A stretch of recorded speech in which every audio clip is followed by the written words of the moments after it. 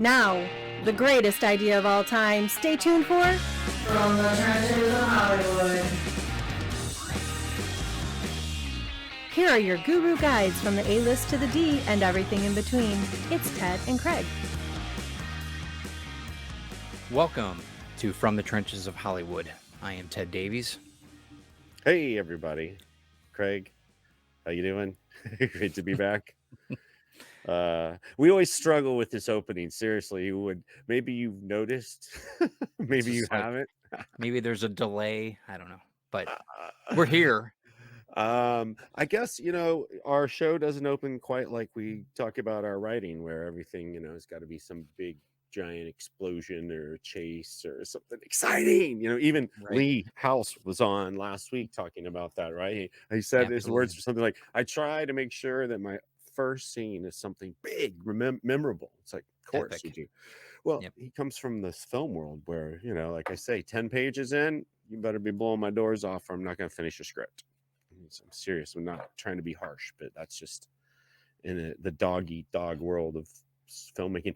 There was a photo, we've got to get this photo, I may have mentioned this before, that I saw recently of the garage outside of a management company in Hollywood, and it was stacks of scripts 6 feet tall, several rows of them, and these were submissions that they'd gotten just in the last couple of months. And wow. So I mean, that's the kind of material that's coming in all of the time. So it's very competitive and it's hard to get someone to look at your thing. So, that's why we're here, people, right? That's right. But we do struggle with that opening. We got to work on that. Not a problem. We'll make it work. Well, that's, it's always room for improvement. That's what we're doing. It's edit, edit, edit. It's the same in writing. So. Sure. Right. It is. Yeah. Well, I hope everyone's been enjoying the show. We're going to kick it off today with some questions. I got a few of them here for you, Ted. Very good. These people it'll be interesting. I think that you can relate possibly to a couple of these a little bit more than me, maybe. But Lacey sent a question in. Lacey, hey, Lacey, how are you? She says, so I have a question. I just registered for the creative writing course through blank, blank, blank you. I'm not going to tell you. Do you feel that taking college courses will help? Do you think it's a waste of time? I was thinking about doing some freelance writing while I work on my book. Any advice would be helpful. Okay. That's straightforward. Good. Hey, I think going to school is always great. No matter what you're trying to pursue, learning is awesome. Knowledge is king. And if you are, I don't know, did she say she was taking a creative writing class? Is that what that question was? Yep. Sure. Yeah, creative writing course. So that's cool because you're trying to obviously write nonfiction, I'm assuming, when you talk about work on my book. So of course, go for it. I don't think it's a waste of time at all. Enriching yourself. What do you think? You totally disagree. I think continued education is important throughout life, no matter how old or how young you are. But you need to kind of curate, take what you think is going to work for you. There's a guidance to education. That's the way I look at it. Not everything is black and white when it comes to education. It's very, Well, if you're trying to write a creative writing course, seems right up the right alley.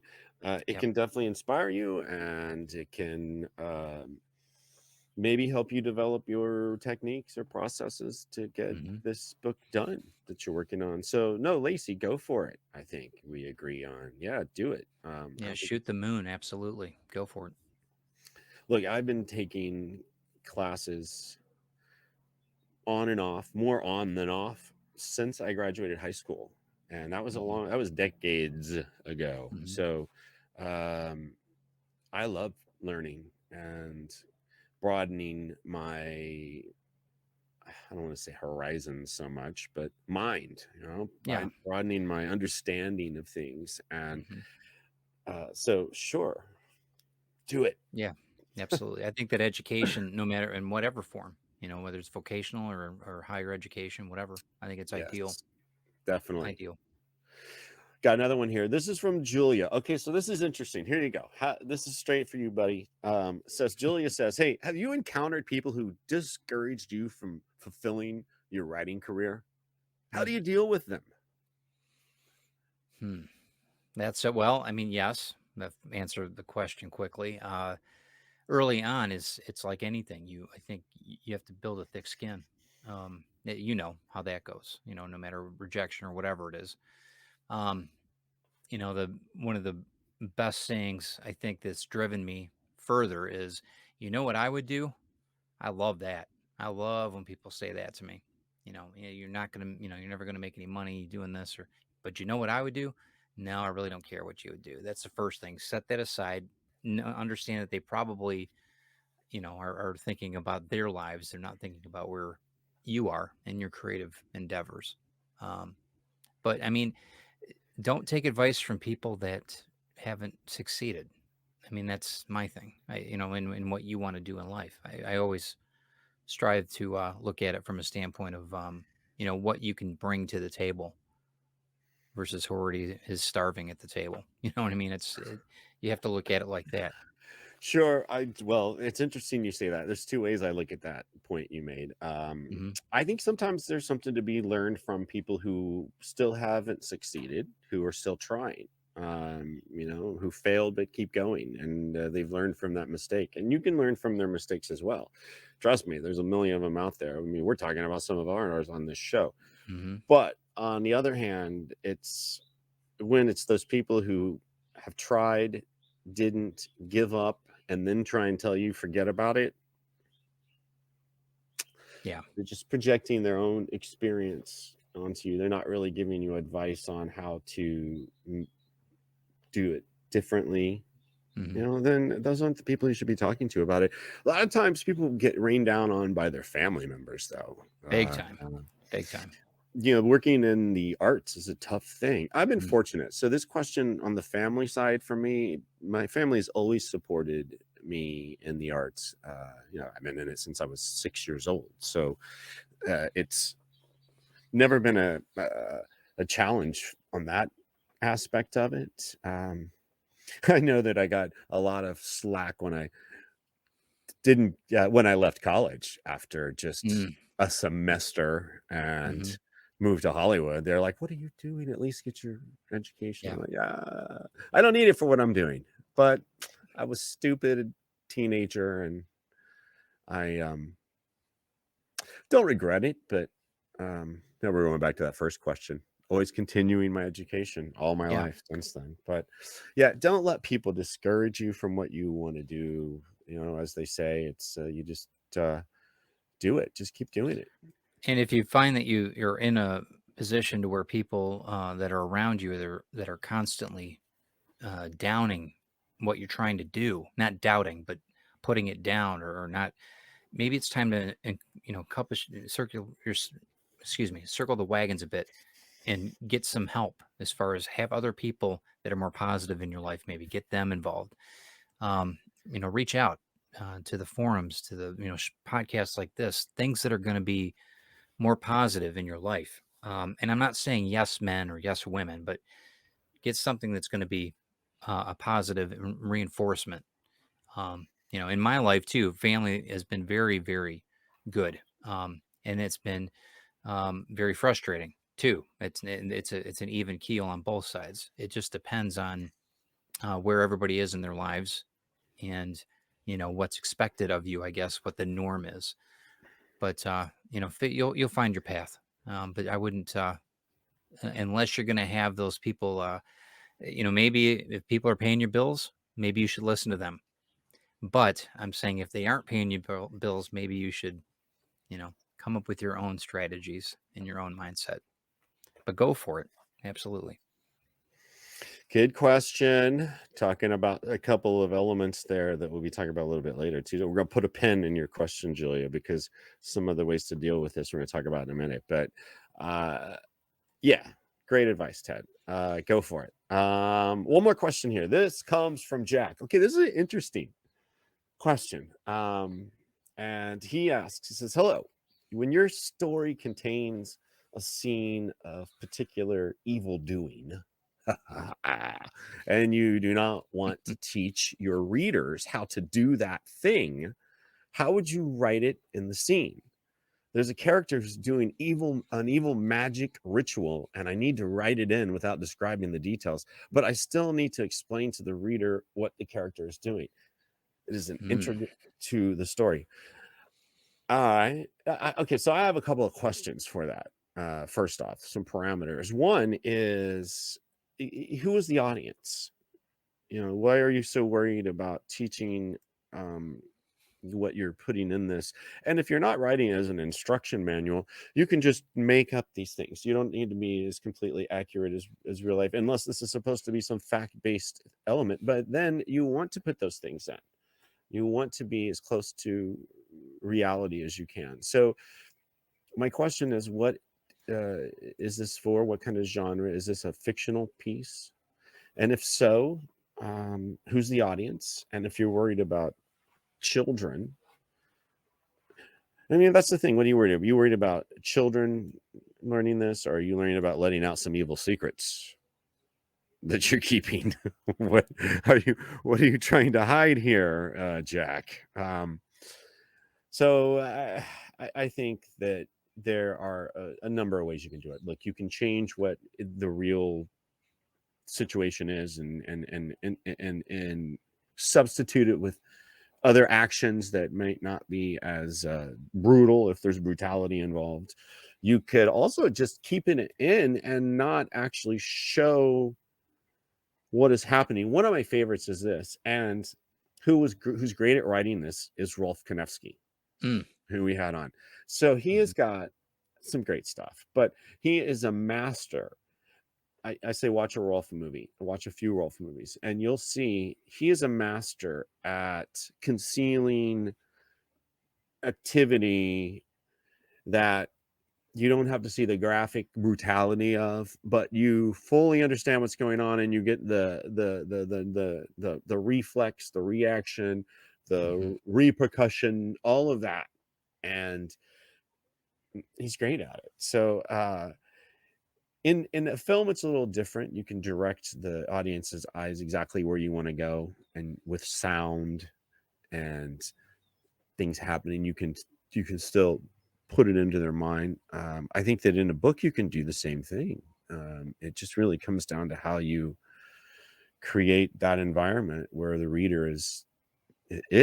And that's an interesting question, Ted. What do you do? Have you come across this? You do a lot more like fantasy type writing. I'm not saying that you deal in the world of evil magic No, rituals, but what do you no, do? but I think knowing your audience is exactly right. It's like a speech. You need to know who you're speaking to or who you're writing to. I think that less can be more, but I think you're showing them versus telling them obviously is the key. Um, but in that, like you said, you can have some creative license with it. You're not, for example, you're not raising the dead. You're not using some type of ancient, wisdom that has never been brought to, to the earth or to written word before. But just use become articulate, but tell the story. If just do it. Just put it out there. You're gonna, like I said, you're gonna re-edit. You're gonna have a few things that you're gonna probably take it back a bit if it's very extreme. I've had instances where I've written things that are very the concept, is very high tier as far as ideas, and you really have to take it back because you don't. Some people can't comprehend. Uh, they get bored with it more so than the comprehension of it. You understand what I'm saying by that, but with the what was I'm sorry, the gentleman's name again? They answer the question. That was Jack. And Jack, yeah. So Jack, with that, go for it first. Know who your audience is, but don't be overly concerned about the full capacity of what your audience can accept or not. Hopefully, it's not a very gory or um, medieval situation that you're not going to be you're not going to be happy with, or neither will the audience. if it ends up being made into a movie. You know, that could be good or bad. So Yeah, again, it's like the character's doing an evil magic ritual, he says. mhm. So I'm thinking that this could involve a sacrifice or Yeah, something, yeah. right? So, And um, usually the people that are into reading that type of thing are going to be expecting that. You know, how many times have we've seen some major writings that are, you know, shocked us all. So it's, you know, yeah, I wonder, you said worried about teaching the readers. Don't worry, they don't learn from books, they learn from YouTube. So yeah, good point. That's a good point. they'll find it on YouTube, whatever you're talking Yeah. about. So And you can't control your readers. no. You can let them enjoy the experience of the story, but don't feel like you have to police them. You know, Yeah. this is a piece of art that you're putting out.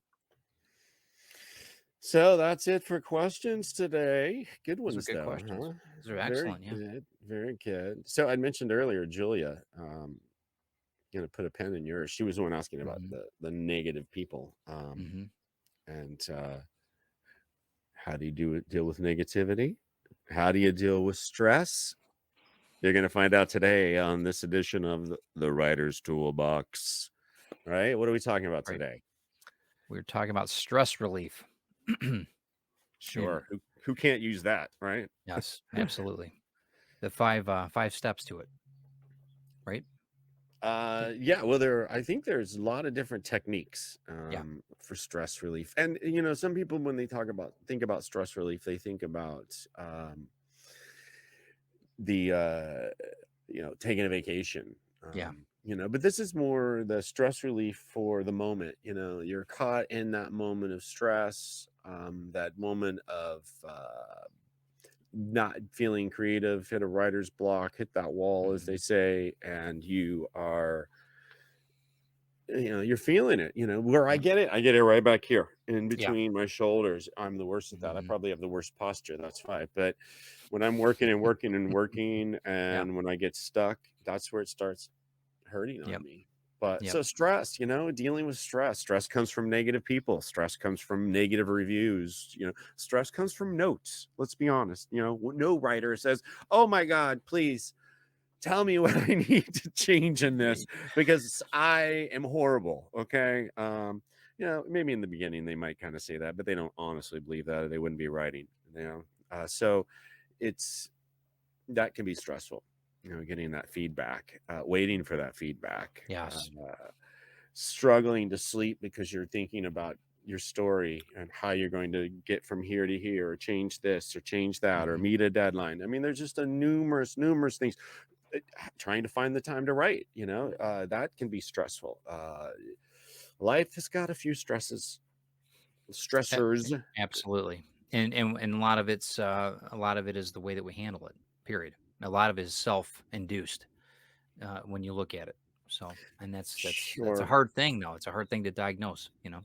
Yeah, it's so I guess that emotions and Hmm. time always seem to be the top stressors. And Absolutely. time is just a broad one, and so is emotions. There's so many things within those, and one of those, well, I think your writing covers both of them because you're Hmm. attached to it.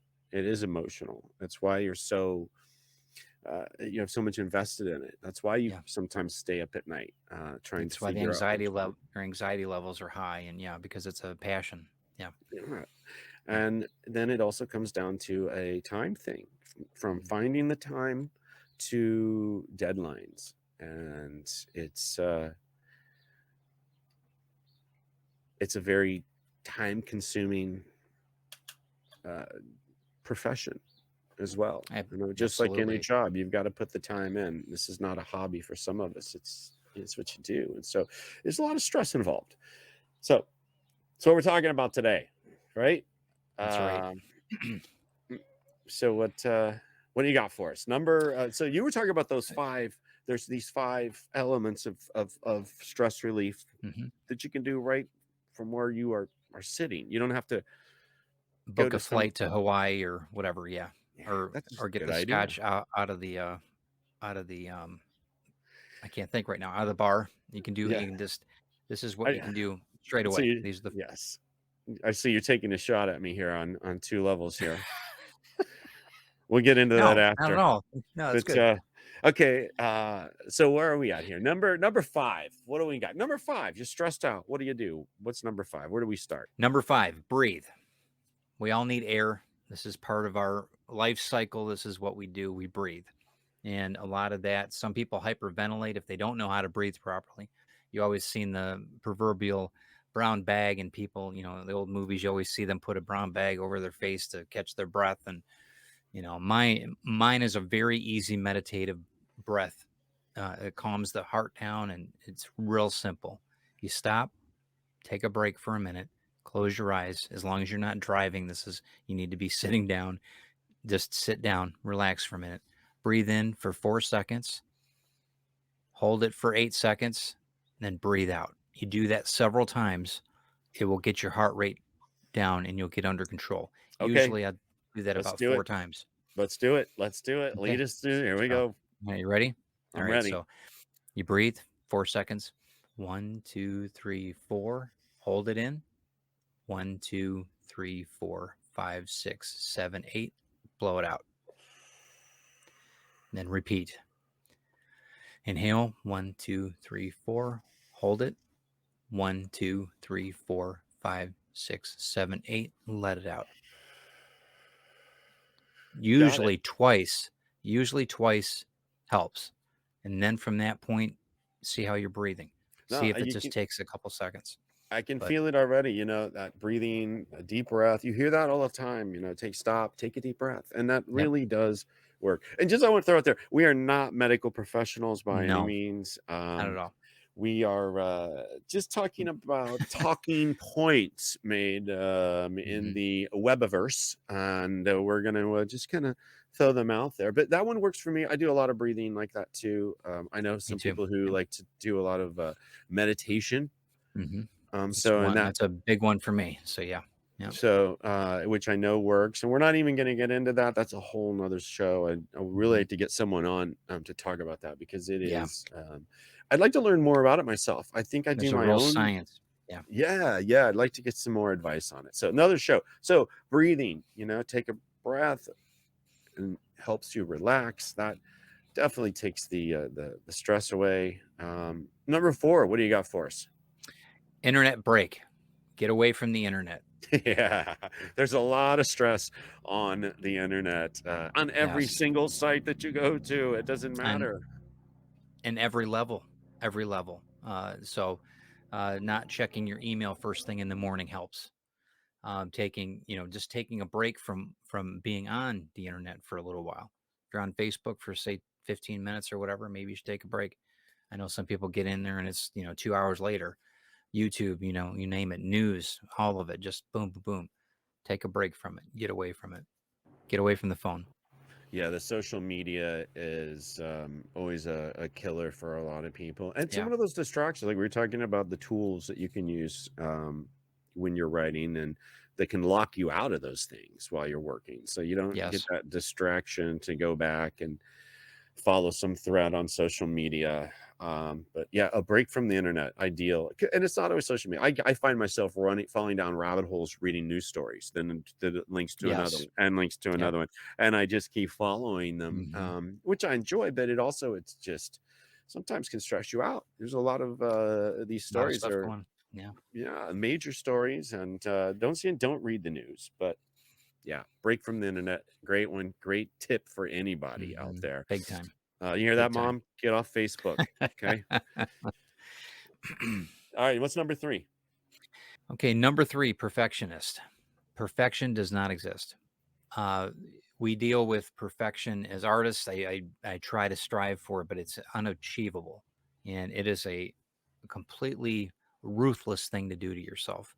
Perfection is only achieved with imperfection. And that's the way I look at it. So, and Yeah, you have to think like that because perfection's such an unachievable thing. it's And, so true. you know, So yeah, true. So true. So true. Gosh. And we talk about this all the time, that and I've gotten this question: how do you know when your book is done or your script is done? And it's, you hit a certain point, you feel like you've got everything in there, but a lot of times you feel like it's never perfect or never finished. There's always something to be done on Yeah. it. And yes, I so agree. Don't beat yourself up. No one ever has achieved perfection except people who fake it on the internet. Stay off the Yep. internet. There's a lot of fake perfection. Yes. I agree. And that's, Uh, I mean, that's a very, very true statement. I think that you have to look at look at the ridiculousness of it, and just you can strive for things. That's not what we're saying, but perfection is an unachievable goal. yeah, So cool. sounds good. No, okay, so Mhm. breathe and relax. Take a break from internet. Stop trying to be a perfectionist. Yes. Number 2, what's the list say? Motion motivates. Keep Aha. the ball rolling. Keep moving. Take a break from the laptop for a minute. Get up, move around, and breathe again. You're back to, they kind of correlate together. But motion is motivation. You can it does a walk with the dog, whatever. Keep moving. Um, the Rolling Stone gathers no moss. That whole idea. You know. Yeah, I totally agree with that one. I use that one a lot. I have little exercise things around me all the time, Hmm. and like I'll stop and use one of them, or do push-ups, or Hmm. play with the dog. Go play with my dog for 10 Yep. minutes. Yeah, Playing it's with a an animal is an awesome thing. yeah, it's great. You Yeah, get it a is. lot of stimulation from that. A lot of work, and they bark a lot in the background. Sometimes you hear them. Yes, Yep. I am outside again. We'll talk about that later. But yeah, I love that one. Get your heart rate up, Yep. and it starts to oxygenate your entire body, It does. and you just feel revived. Right. So And I'm a firm believer that mind and body are so connected. You've got to keep that going, oh yeah, and I think that it's so important. It really is. It's paramount. I hear that often from people when they start working out or something, start a regimen, or they just start exercising. Don't Yeah. say even working out. Let's say they just start they're more active in their life, Hmm. and they talk about what a difference it makes. You always hear, "Oh, look, I've lost weight," blah blah blah. But what you also hear is, "I feel so much better. I Yeah. have more energy." Hmm. And it's true. It's true. So, take care of yourself. Take care of yourself. Keep that ball rolling. Keep it going. Keep the Yeah. motion. Keep that movement. Can't agree with that one more. All right, that brings us to the number 1 on the list of 5 here. What do you got? No, What do you do? and this is the best thing about writing, being writers, is that you write it down, you journal, you get the emotions down into text, either on a laptop or on a book or in a book, journal, whatever. But get the frustration out if you need to. Discard it afterward. Sure. That's a Or huge part of not. it. Or not use You it as never fuel. know. Use it as Exactly. fuel, right? So, I mean, there's nothing, you might end up channeling a muse that you didn't even know you had when you do that. So, and I've done uh, that. I've done that too. It's very therapeutic, very uh, cathartic. So, it's good stuff. sure. It's like we said, that stress a lot of times is emotion, and Mm, is the cause of it. Some emotional yeah. response, usually always, and time might be the pusher of that Yeah. stress, that stressful reaction, emotional reaction. Mhm. So just being able to channel that energy in another way. Yeah. Just reroute it. That's it. Energy can't be destroyed. So just Yeah, reroute that energy, turn it into something positive, you know? y- that's a great advice. I love that one. So there they are. So number is breathe and relax breaths. Come on, that's a good Mhm. one. We all love that. Take a break from the internet. Perfection doesn't exist. Stop trying to be perfect. Uh, get your heart rate up. Do something. Don't let the stress get your heart rate up. Let Right. the physicality of something get your heart rate up. And when it's heavy on your mind, write it down. Write it Ab- out. Absolutely. Journal if Right. you need to. Yeah. Whatever. That's good. I love it. Great advice. So that's this week's Writer's Toolbox.